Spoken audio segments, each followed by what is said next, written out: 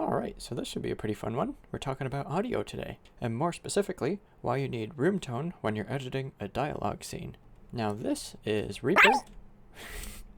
I used this program to edit and mix all the audio for the short film Detritus.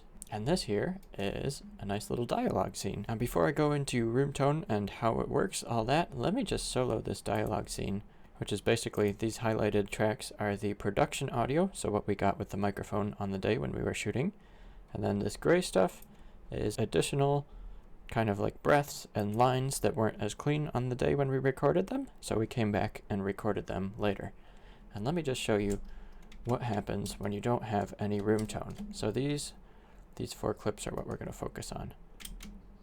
They shouldn't have sent a kid.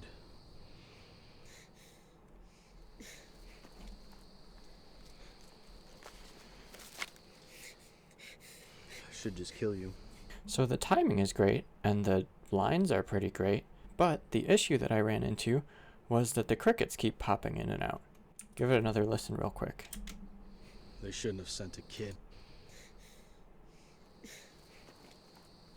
Yeah, they're just coming in and out, and it sounds super awkward, and I mean, this is the isolated vocal track, so that makes sense.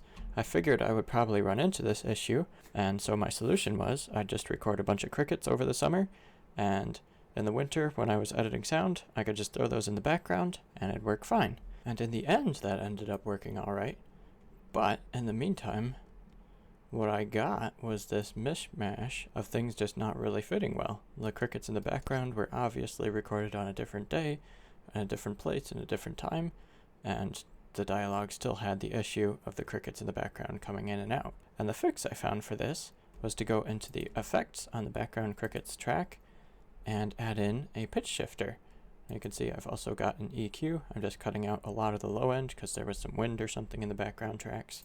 In the end, I pitched down the crickets in the background by 3 semitones, and the pitch of the crickets in the background came down and lined up with the pitch of the crickets in the dialogue. When I take the solo off of that and we just listen to the dialogue with the background. They shouldn't have sent a kid.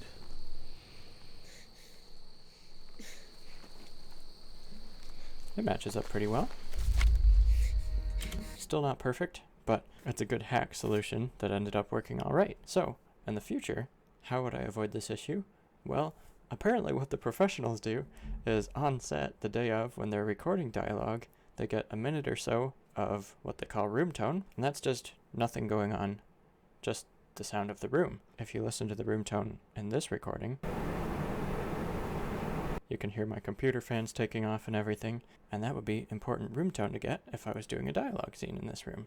So yeah, that's what room tone is, that's why you need it. That's the solution if you don't have it, and I hope you found this tutorial useful.